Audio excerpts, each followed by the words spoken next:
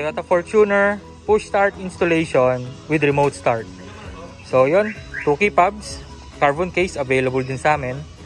Remote start natin, hold nyo lang lock button 3 to 5 seconds kahit malayo kayo. Mabubuhay nyo yung sasakyan nyo. So kagandahan sa alarm po natin, pag nag-remote start kayo, nakalock lahat ng doors nyo. Walang makapasok dyan. Okay? Pag may forced entry na nangyari, binasag yung salamin, in-unlock, nangyari, mamamatay yung kotse. Okay? So, hindi mo papatakbo nung magnanakaw. Okay? So, pakita ko naman si push start button. Okay? So, yan po si push start button. Automatic transmission, dapat lagi kayo nakapark, tsaka handbrake. Kapag nakadrive kayo or nakababa handbrake nyo, hindi po siya mag-engage.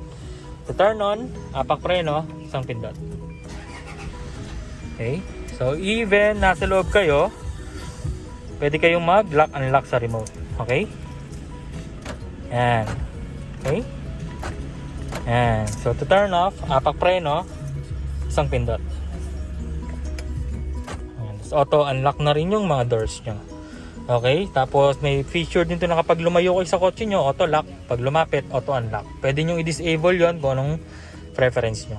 Okay? So, yun lang guys. For more info, PM na lang po nyo kami sa page. Thank you so much.